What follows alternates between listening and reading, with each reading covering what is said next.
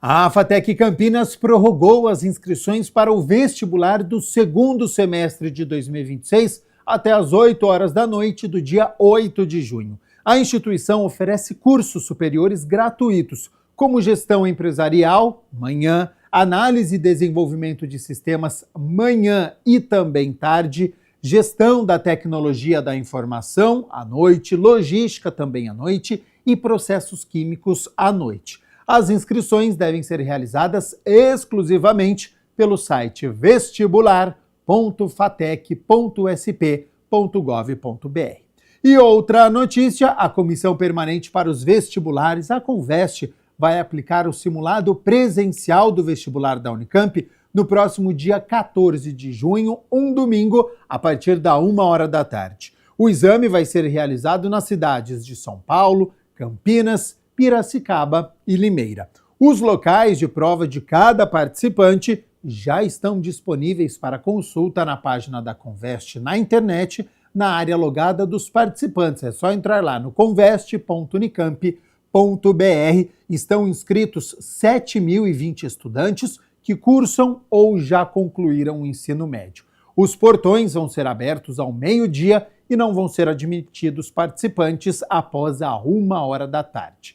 Os participantes vão ter 5 horas para realizar o simulado, assim como ocorre na primeira fase do vestibular.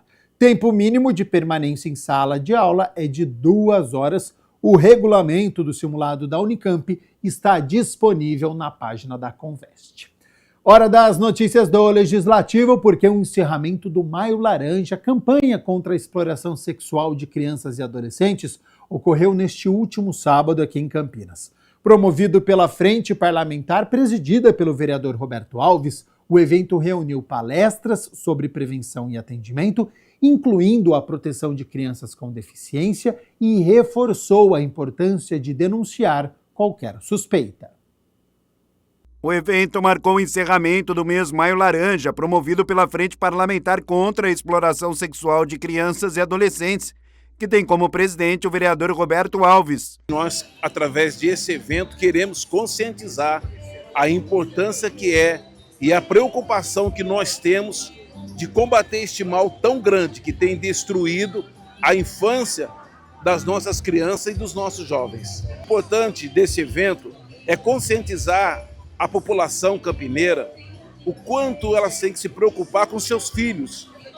Quando sai de casa, que vai para a casa de um, ou até mesmo de um outro familiar, que vai para a casa de um amigo, ou que vai para uma área de lazer.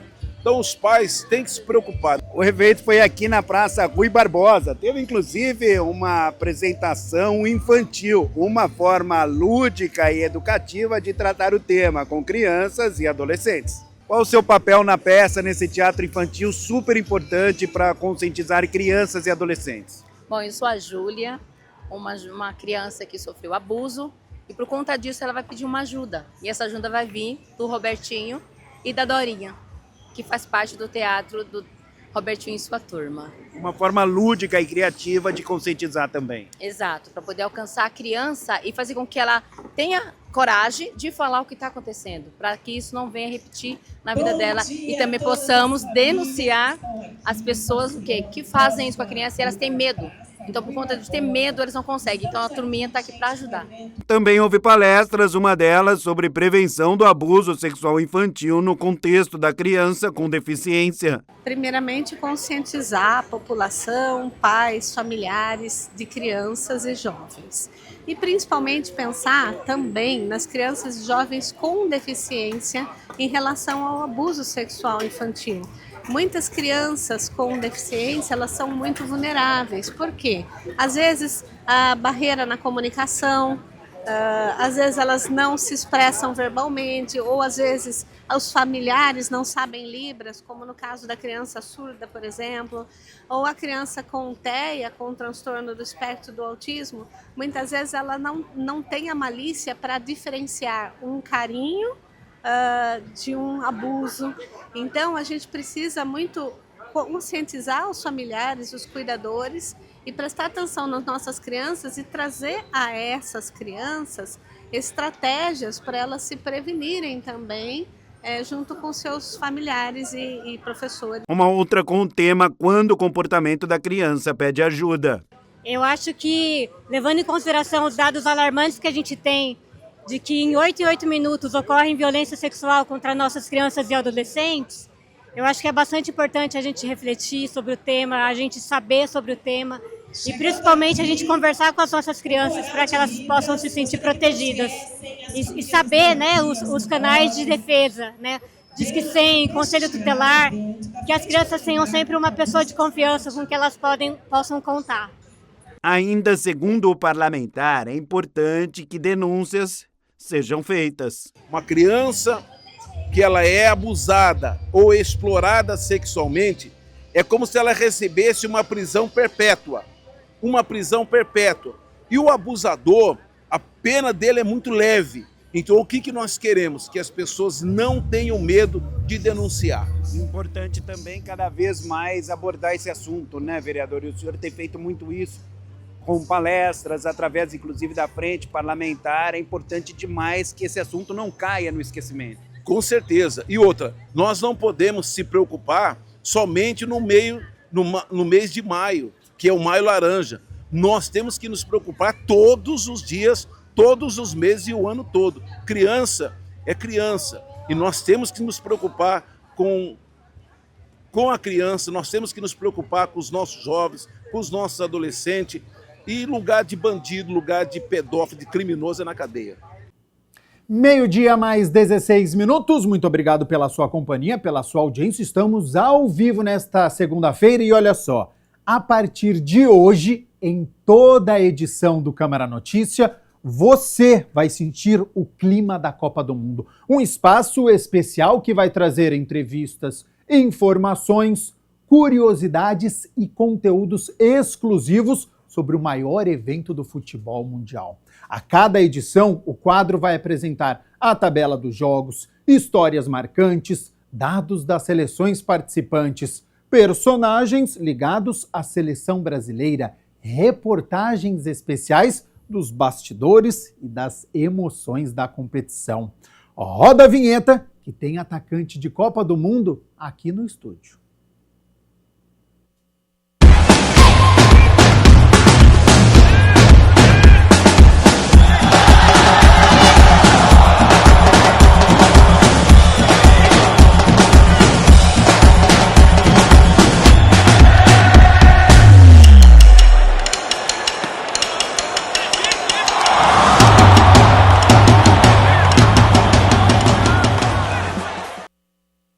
Bom, por clubes, ele é o terceiro maior artilheiro da história do São Paulo. No Sevilha da Espanha, mais de 100 gols. Na seleção brasileira, balançou as redes 28 vezes, sendo 3 em Copa do Mundo, fora os muitos títulos na carreira, né? Tem Copa América, Copa das Confederações, Supercopa, Liga Europa. Eu vou parar por aqui, senão acaba o tempo do jornal. Luiz Fabiano, muito obrigado pela disponibilidade do seu tempo, ter aceito o convite para participar da primeira edição do Câmara na Copa. E aquele garoto que começou aqui em Campinas, na Ponte Preta, imaginava ter uma carreira com tanto sucesso no futebol. Seja bem-vindo ao Câmara na Copa. Obrigado, é um prazer estar aqui com vocês, TV Câmara. Realmente, quando eu comecei, não imaginava aonde eu iria chegar, né? Mas, graças a Deus, eu tive a felicidade de vestir a camisa da seleção e ter disputado uma Copa do Mundo. Acho que o máximo do jogador é chegar numa Copa do Mundo. Eu, nascido aqui, joguei aqui nos campinhos, aqui no campinho, que é bem perto aqui. Comecei no campinho de terra e cheguei a disputar uma Copa do Mundo, motivo de orgulho e alegria. Exatamente sobre isso que você falou, né? Conseguir chegar numa Copa do Mundo. Qual que foi o momento mais marcante da sua trajetória na Copa da África em 2010? Minha trajetória, eu acho que foi o primeiro gol. O primeiro gol é inesquecível. Eu vinha de momentos difíceis, de um tempo sem fazer gol, de uma pressão muito grande, porque o camisa 9 ele sofre uma pressão muito grande. Ele é o cara que tem que colocar a bola para dentro. E eu vinha de um momento complicado, mas graças a Deus eu consegui fazer 2 gols contra a Costa do Marfim. O primeiro gol acho que é o marcante por se tratar de ser o primeiro, né, numa Copa do Mundo, que muitos foram, poucos conseguiram fazer e eu acabei conseguindo. Então, sobre isso que você citou, que eu acho que é o fundamental, né? Como que o jogador ele lida com a pressão, porque tem um país inteiro esperando por um título, né? Seleção brasileira, essa cobrança é muito grande. Você tem pressão na Ponte Preta, teve pressão no São Paulo, deve ter tido pressão no Sevilha também, da Espanha. Mas quando tá na seleção brasileira, junta tudo isso que eu citei e a expectativa é que você faça gol. Só 10%. Isso, exatamente. No clube é uma pressão muito grande, mas a seleção brasileira, todo mundo dando pitaco, cornetando, aquela pessoa que não sabe nada de futebol, manda lá na sua rede social. Como é que o jogador ele lida com essa pressão? Olha, eu acho que ele precisa se preparar mentalmente para esse momento, porque realmente é um momento de mais pressão da carreira dele, porque ele tá com uma nação pressionando e o mundo inteiro vendo. Não é só o Brasil, é o mundo. E ele sabe que é o mundo vendo a maior competição de futebol do planeta. Então ele tem que estar preparado mentalmente. Não é fácil, né, a gente sentir essa pressão, mas a partir do momento que a bola rola, a gente acaba esquecendo tudo, que é o nosso momento dentro do campo, é o nosso trabalho e as nossas ações. Então, eu acho que os jogadores eles chegam preparados para esse momento, para que eles consigam desempenhar o melhor futebol. Você utilizava celular no vestiário. Eu sei que 2010 era diferente, que hoje em dia todo mundo está conectado, mas naquela época, né, você via os comentários em redes sociais ou conversava com a família. Como é que é a relação do atleta com o celular e como que deveria ser para os atletas que estão hoje? Na verdade, nós não ficava vendo muita rede social, né? Era um momento mais blindado, vamos dizer assim, que a gente vivia, porque na Copa anterior existiu todo aquele oba-oba e na Copa de 2010 a seleção queria fazer tudo diferente do que aconteceu em 2006 para não repetir os mesmos erros. Mas depois dos jogos passava-se como estava as capitais do Brasil, depois dos jogos, dos gols, aquele clima de festa, assim, para ver como é que estava a torcida em relação ao incentivo, e conversava mais com a família. A gente, em relação à cornetagem, à imprensa, a gente ficava meio que blindado, estava mais focado mesmo no nosso trabalho.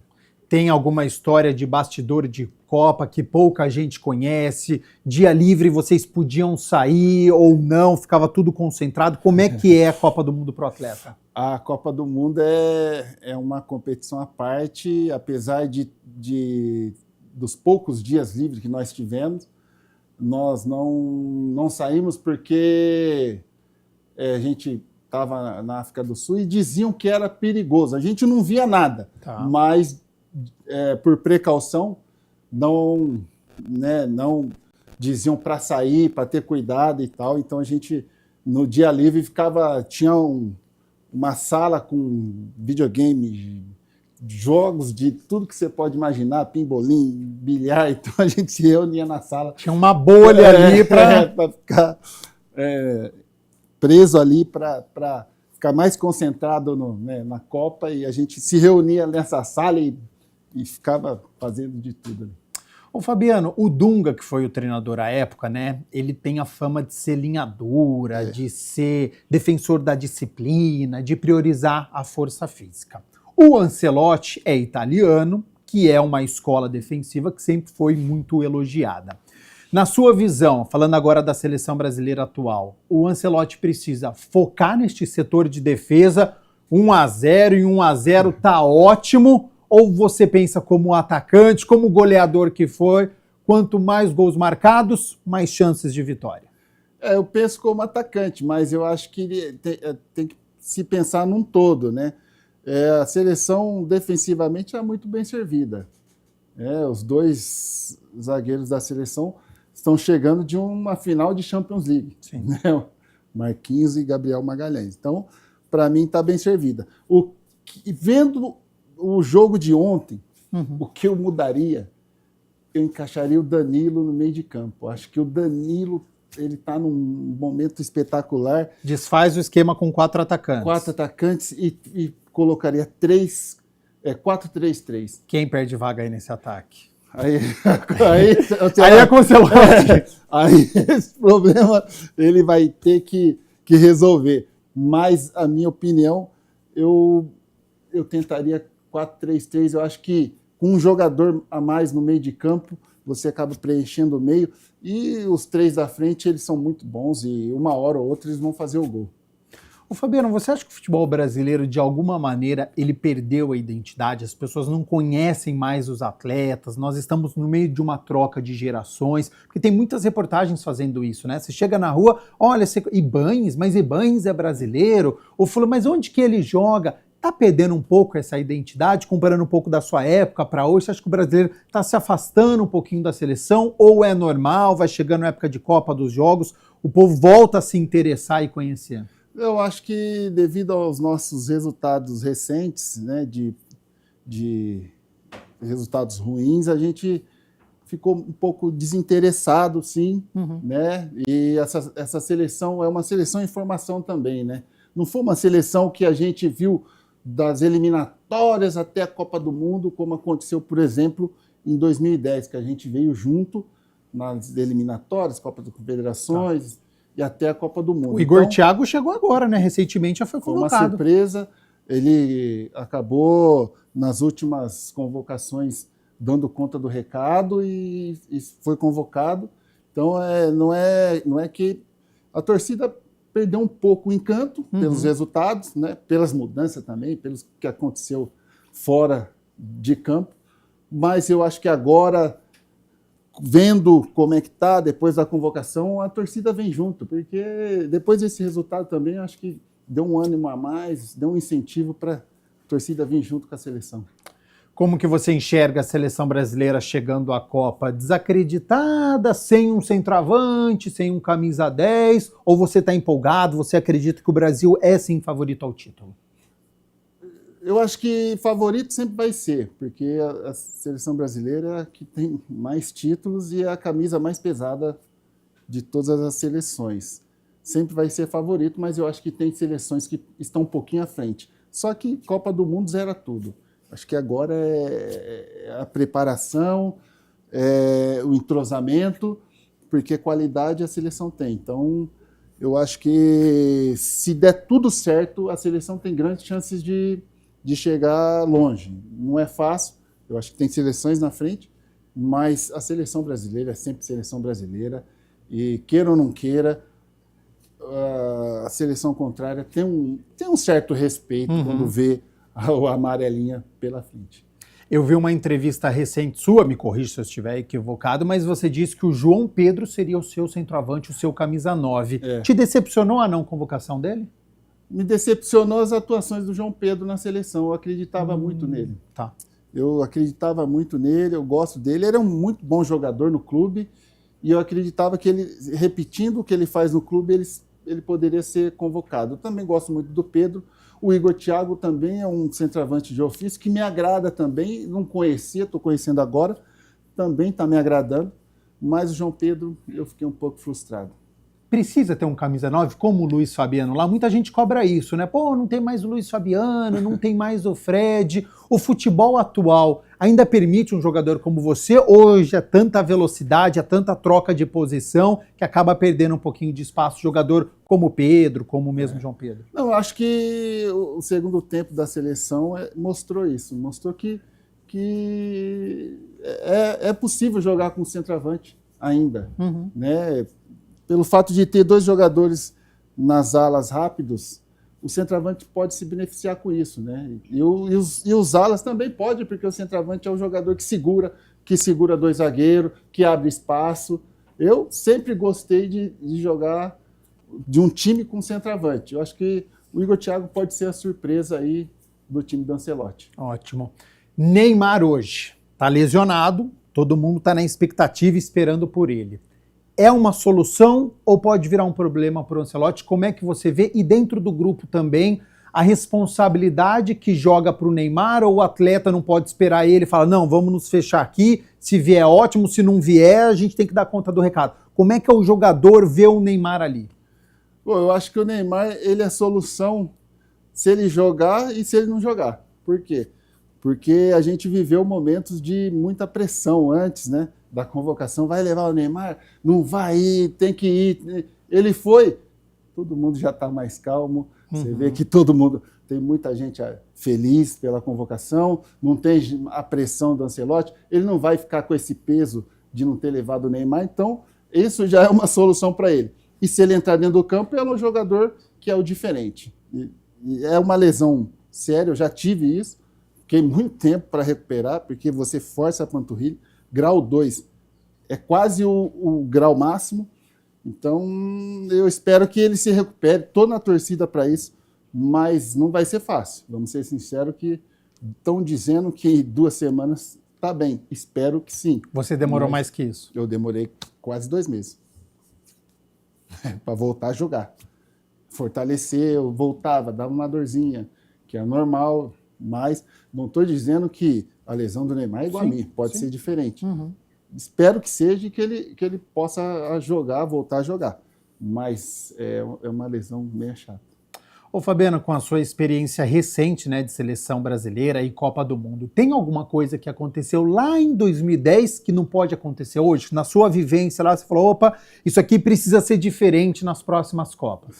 Não vamos falhar igual nós falhamos contra a Alemanha. Isso aí tem que ser diferente. Acredito que se tivesse passado da Holanda, a gente teria chance de chegar à final, porque ele ia pegar o Uruguai, e o Uruguai, nas eliminatórias, lá no Uruguai, ele tinha ganho de 4-0, então já sabia, já conhecia a seleção do Uruguai, mas as 2 falhas nossas acabou que tirando nós da Copa do Mundo.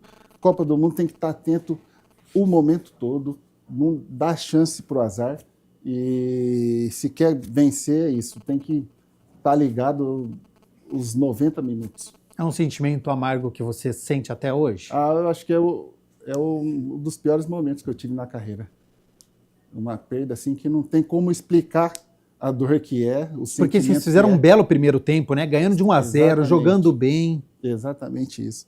Fizemos um bom primeiro tempo, nós dominamos a Holanda. Sim.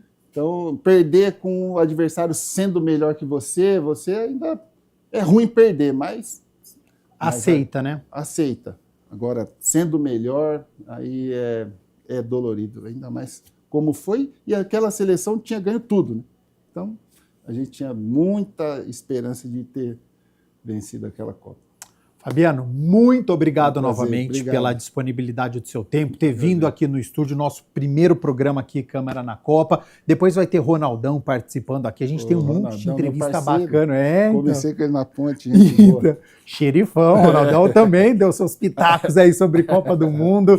Então, estou muito feliz do primeiro programa ter sido com você. Obrigado. E deixa um recado aí para os atletas, para a comissão técnica da seleção brasileira. Vamos, os atletas, estamos na torcida, o Brasil inteiro está torcendo, esperando que vocês vão com raça, com vontade e tragam esse hexa para a gente, que a gente está aí na torcida e vamos abraçar a seleção brasileira, com certeza. É isso, para encerrar esse jejum aí de 24 anos. Vou pedir só para você permanecer mais um pouquinho aqui, para você acompanhar comigo, porque olha só, a partir de hoje, o telespectador da TV Câmara Campinas conta também com um portal com toda a programação, mais de 31 mil vídeos, tem transmissão ao vivo e muito mais. Conheça na reportagem de Mirna Abreu.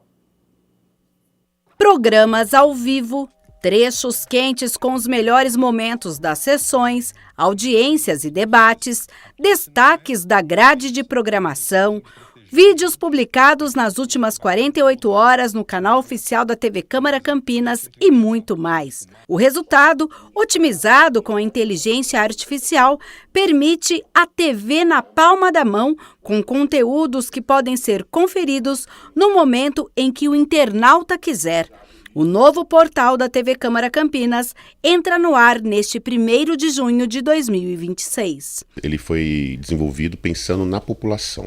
Então, assim, todo o material desenvolvido nele, desenvolvido na TV Câmara Campinas no dia a dia, ele vai ser exibido no portal da TV Câmara Campinas, meio que espelhado em tempo real com o próprio YouTube. Então, todas as informações, tudo que nós fazemos, todos os nossos programas, entrevistas, quadros, eles estão disponíveis a 2 cliques da população para ter acesso a todo o material nosso. Esse é um marco histórico para nós, né?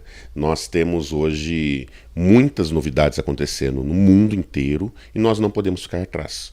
Então, por esse motivo, nós trouxemos agora o portal da TV Câmara Campinas, que está atrelado a várias inovações que nós trazemos também no dia a dia aqui da nossa programação, como o Central IA, o Gênios 3.0, vamos ter agora a estreia do programa Câmara na Copa. Então nós estamos trazendo e alinhados com tudo que há de mais tecnológico e inovador no nosso dia a dia. A Câmara, ao longo do último ano, pelo menos, tem investido em tecnologia, principalmente em questão à inteligência artificial, uma ferramenta que chegou para ficar.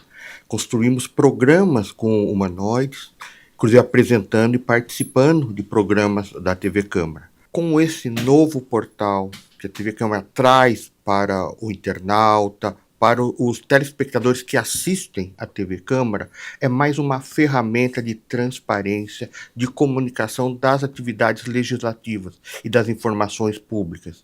A TV Câmara Campinas foi fundada em 2004 com o objetivo de transmitir as reuniões legislativas. Posteriormente, começou a produzir alguns programas transmitidos em canal fechado e em dezembro de 2014 passou a operar em sinal aberto, chegando às casas de mais de 400 mil telespectadores. Atualmente, na tela da televisão, a emissora pode ser conferida nos canais 11.3 da TV aberta, 4 da Claro e 9 da Vivo. Em mais de 20 anos de cobertura do trabalho dos parlamentares e de programas que abordam a vida de quem mora na cidade, como Meu Bairro na TV, empreendedorismo, saúde, comportamento, noticiário, entrevistas e outras editorias, são mais de 31 mil vídeos disponíveis para quem quer assistir tudo no digital, com acessibilidade em libras para as pessoas com problemas auditivos e tecnologias assistivas para quem tem baixa visão, além da transcrição de todos os vídeos. Tudo é muito tranquilo, leve, dinâmico. Então, assim, nós temos muita coisa acontecendo com IA e tudo mais. Todo mundo fala assim, nossa, a IA veio para roubar empregos, veio para trazer problemas e tudo mais, dificuldade. E, na verdade, não. Ela veio para nos auxiliar. A IA não é nada sem o ser humano. Então, por trás de todo o material que nós temos hoje na TV Câmara Campinas, existe uma pessoa, existe um ser humano tomando as decisões e a IA está lá para auxiliar a gente. A Câmara tem trabalhado nessa questão de transparência em informações públicas. Então, essa ferramenta, eu costumo dizer que o portal é o cartão de visita da instituição. Então, eu acho que vai ser muito bem-vindo para a cidade. A Câmara Municipal de Campinas realizou a audiência pública para a prestação de contas das metas fiscais do primeiro quadrimestre de 2026. Durante a reunião, representantes da Secretaria de Finanças apresentaram dados sobre as contas do município, com destaque para áreas como saúde e educação. A Comissão de Finanças e Orçamento da Câmara Municipal de Campinas realizou uma audiência pública para demonstração e avaliação das metas fiscais do primeiro quadrimestre de 2026. A reunião foi presidida pelo vereador Nick Schneider e foi aberta à participação da população. A Secretaria de Finanças vem falar um pouquinho de como está se comportando as finanças do município, como se comportou nesse primeiro quadrimestre. Veja, foi apresentado aqui pelo secretário Caiado, uma saúde financeira do município boa, né? Aparentemente não, pelos números nós verificamos que as receitas e as despesas estão dentro do planejado, despesa com pessoal, despesas correntes, enfim, eu avalio como uma boa apresentação, uma apresentação que satisfaz aqui a Câmara Municipal de Campinas. Durante a audiência, representantes da Secretaria Municipal de Finanças apresentaram os dados fiscais do município, conforme determina a Lei de Responsabilidade Fiscal, que prevê transparência na gestão dos recursos públicos e a prestação periódica de contas ao Legislativo e à sociedade.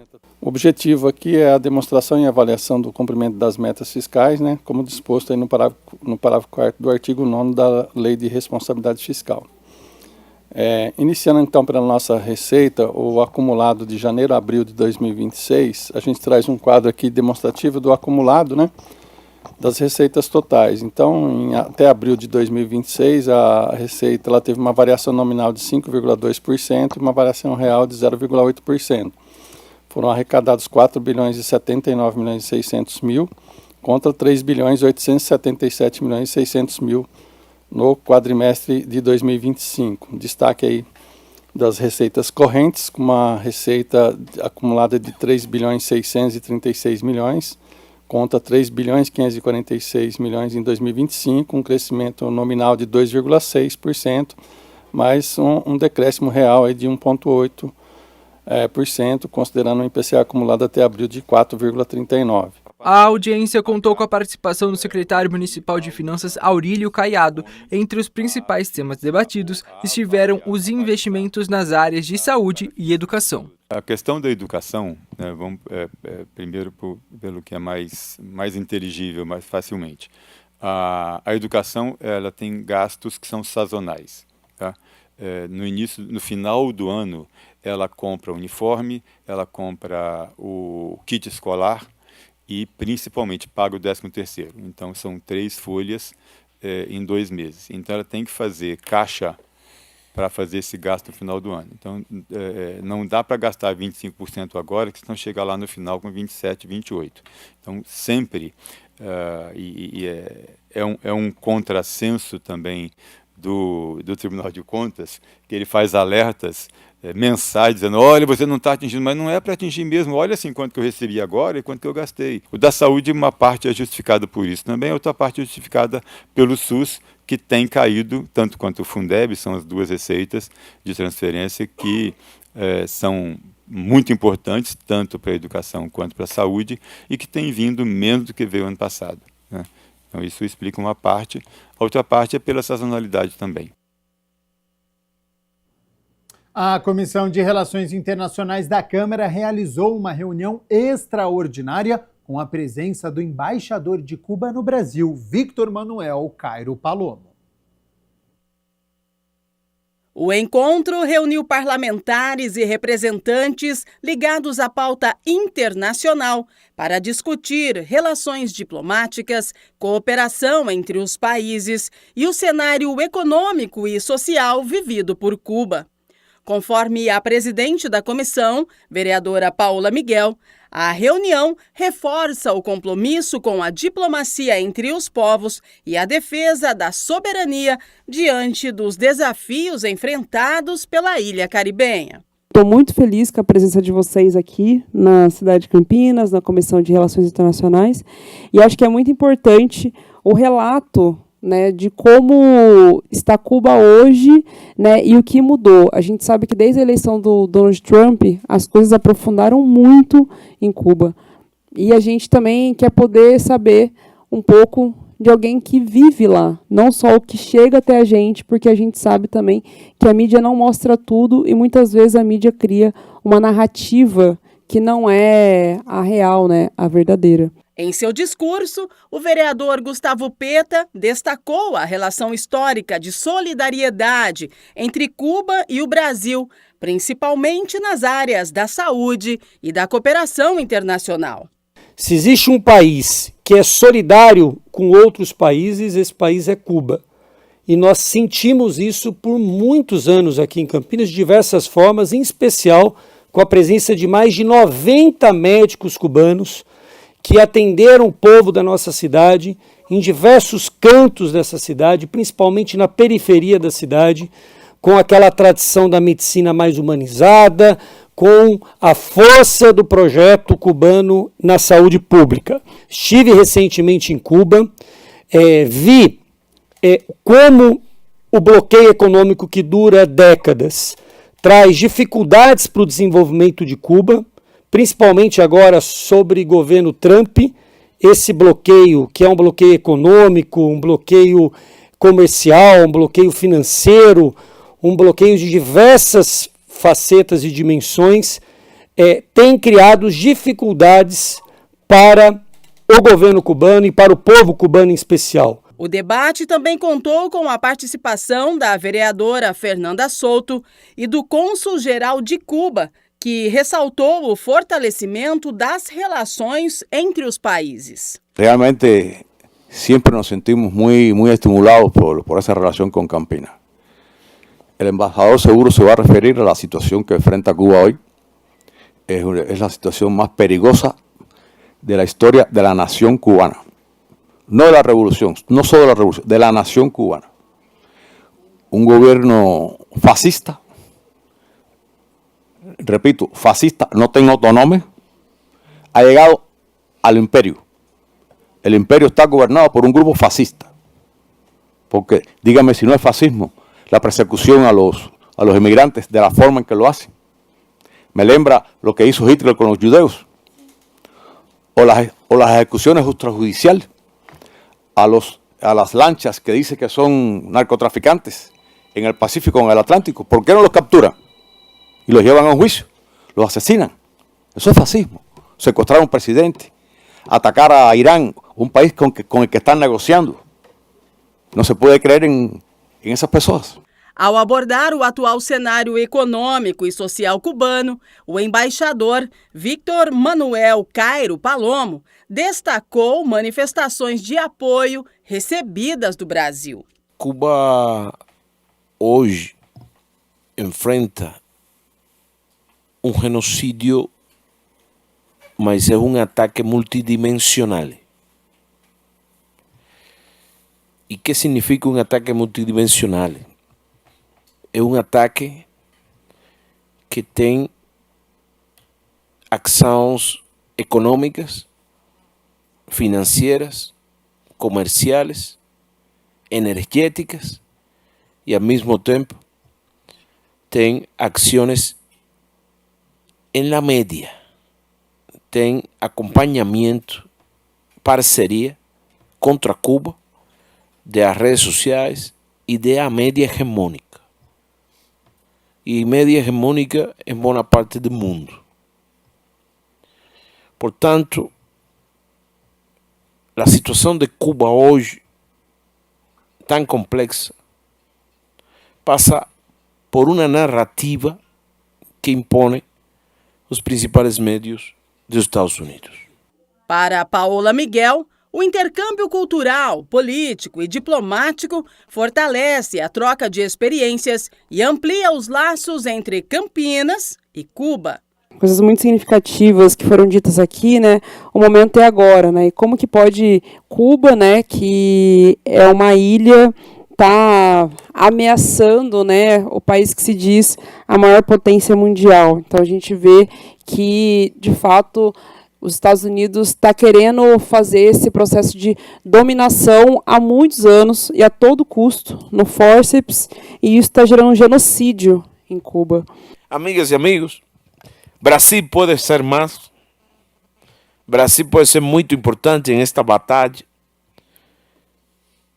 É importante que Brasil sinta que este é um problema não de Cuba só, um problema do mundo e de Brasil também. E que imperialismo americano, e não conhecemos bem, não é confiável. Sempre ataca. É peligroso. E Cuba se está preparando para lutar. E se não chega a guerra, Estados Unidos tem que parar essa guerra econômica contra Cuba. E se ataca Cuba militarmente, tendrá uma resposta. Temos direito a la legítima defensa. Y nos vamos a defender. Hasta últimas consecuencias, como dice Benigno, hasta última consecuencia.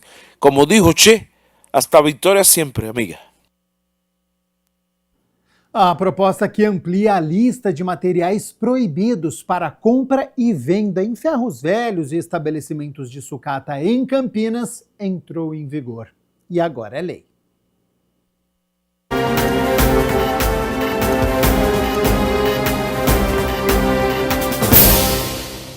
foi publicada no Diário Oficial de Campinas, no dia 28 de maio, a lei complementar de autoria do presidente da Câmara, o vereador Luiz Rossini, que altera a legislação sobre o funcionamento de desmanches e comércios de sucata no município. A nova regra amplia a lista de materiais proibidos para compra e venda nesses estabelecimentos, incluindo cabos de cobre, bicos de mangueiras de incêndio e acessórios. Primeiro, a gente tem assistido, infelizmente, um crescimento de pequenos furtos, principalmente na região central. Polícia Civil, Guarda Municipal, Polícia Militar já realizaram até várias operações e normalmente eles vão aonde esses produtos podem ser vendidos, né? Principalmente ferros velhos e tal, que seriam receptadores.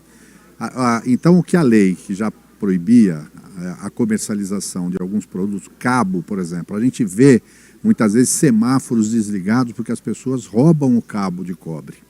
Então, cabo em pedaço tal, se não tiver origem, ninguém pode comprar. Qualquer ferro velho, comércio desse tipo de produto, se receber além de multa, pode ter alvará cassado. Nós assistimos furto de tampões de bueiro, grades de bueiro com ferro fundido. Isso também não pode ser recepcionado e comercializado em lugar nenhum.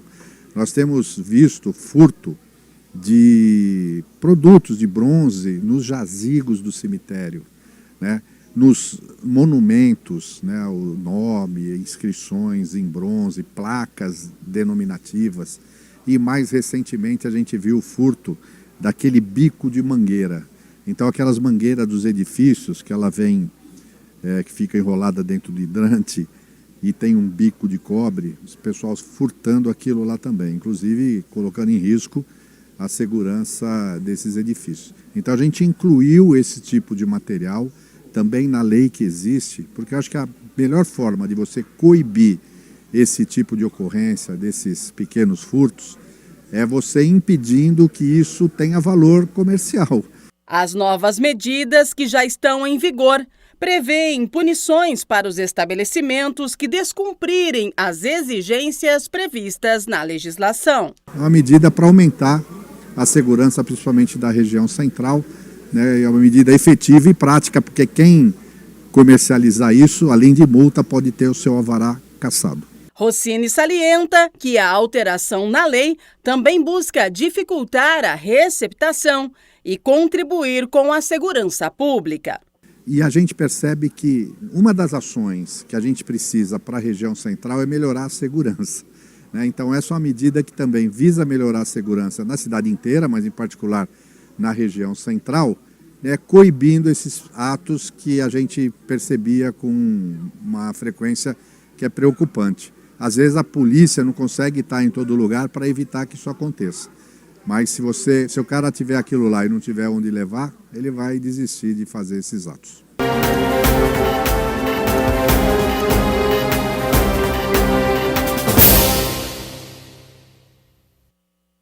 A Câmara Municipal de Campinas recebeu alunos de um colégio para o projeto Câmara Educa. Os estudantes visitaram o plenário, a sala da presidência, aqui o estúdio da TV. Fizeram perguntas e conheceram de perto o trabalho do Legislativo. A Câmara Municipal de Campinas abriu as portas para receber estudantes do Colégio Leviseu.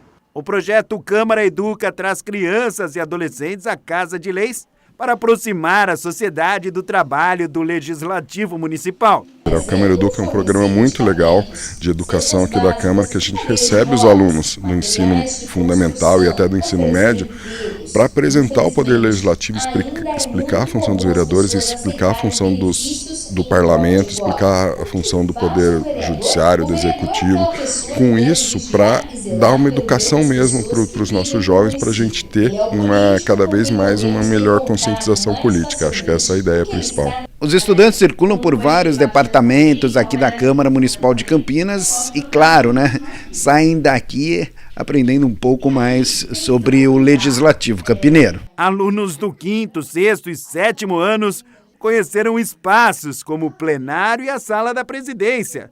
A visita também incluiu uma parada especial no estúdio da TV Câmara Campinas. Pois é, a coordenadora de jornalismo, Mina Abreu, mostrou como tudo funciona. Os estudantes fizeram perguntas e adoraram estar aqui. Eu gostei muito, é um programa muito especial pra gente criança que estuda nas escolas de Campinas. É muito legal assim participar, né? E gostei muito. E olha, tem quem queira trabalhar na imprensa. Se Deus quiser, um dia eu vou conseguir ser jornalista e orgulhar minha família, né? Por conta disso, que já virou um sonho pra mim, que já falei isso com alguns amigos meus lá do bairro, que eu queria ser jornalista, e eles realmente falaram que não ia acontecer, mas vai acontecer porque eu acredito, eu sonho e meu sonho tem que ser grande pra isso. Boa, já tá treinando aqui. Já. Mas é isso mesmo, esse é o meu maior sonho, né? E eu quero muito conquistar isso. Gostou? Eu amei, ó. Eu aqui, ó. Eu amo, já tô gostando muito desse ambiente também, tô aprendendo bastante como é que funciona a política, também o jornalismo que tem aqui e muitas outras coisas, né? Eu gosto muito de história também. Tô vendo, parabéns. Tem também quem quer ser um representante do povo. Vereador, cuidar desses direitos, assim, das leis, por causa que eu acho que tem muita desigualdade sobre o fato de ter mulheres que ganham menos do que os homens. Aí eu queria deixar tudo igual. Gostou da visita aqui na Câmara? O que você achou dos bastidores? Gostei, achei todos os bastidores todos simpáticos, todos gentil. E também gostei de fazer pergunta aqui. Muitas perguntas. Também conversamos com a diretora do colégio, que destacou a importância da visita para a formação cidadã. Nós, do colégio, nós acreditamos na importância dos alunos saberem como funciona, né, o poder legislativo, executivo, judiciário, coisa que eu sou da década de 80, né, isso era muito falado, nós aprendíamos muito sobre isso. E hoje acreditamos que a sociedade, né, que está vindo é uma sociedade um pouco alienada politicamente. Então eles precisam saber como funciona, quais são as diretrizes, o votar, né? Por que votar? Como votar? O que cobrar? Às vezes se reclama, mas isso também interfere dentro do colégio, porque o colégio é a primeira sociedade política onde o aluno entra, né? Então é a primeira sociedade democrática. Então quando se fala em leis, existem leis dentro do colégio, existem a questão da sociabilização. O vereador Vini Oliveira respondeu perguntas dos estudantes e falou sobre o papel do legislativo. A gente até emociona, eu me vejo no lugar desses jovens, né? É importante o jovem ter acesso à política para que nós não sejamos escravizados por pessoas que gostam, que não sejam tão boas. Então acho muito importante sempre a visita dos jovens aqui na Câmara, para conhecer as instalações da Câmara Municipal, as dificuldades do nosso município e o trabalho do vereador. Os estudantes interessados em política, né, perguntando como funciona aí o dia a dia de um vereador, como funcionam as leis, né, vereador? Eles são o futuro da nossa cidade e é uma visita muito importante, mais uma tão importante, que aconteça mais vezes. Para muitos foi uma chance de ver de perto onde as decisões são discutidas e de entender como a participação cidadã começa cedo. Eu acho muito legal essa parte sobre políticas e leis, sobre você saber do judiciário da sua cidade, saber sobre as obras que vão ser formadas, sobre as leis, sobre tudo. Então, e a história também. Você se interessa pelo legislativo, que é onde ficam os vereadores, é aqui a Câmara Municipal de Campinas? Eu me interesso não só pelo legislativo, pela política inteira. Eu sou muito fã falar sobre leis e política do Brasil. Pretende seguir carreira política um dia? Se Deus quiser, eu viro. Eu sigo a carreira. Está sendo uma parte muito importante para a nossa escola, para nossos colegas, amigos. A gente aprende cada vez mais coisa e a única coisa que as pessoas não tiram é o nosso conhecimento. O que você aprendeu hoje aqui? Diversas perguntas, nos ensinam coisas da vida, valores, ensinamentos, leis, bastante coisa. Valeu a pena. Valeu a pena.